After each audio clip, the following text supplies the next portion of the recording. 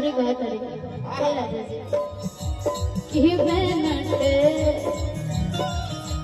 आज होल फिगर रही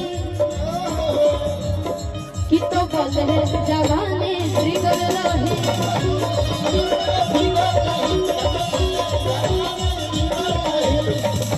ये सुविधा कौन बड़े हो दिक्कत में कौन बड़े हो होए ना ना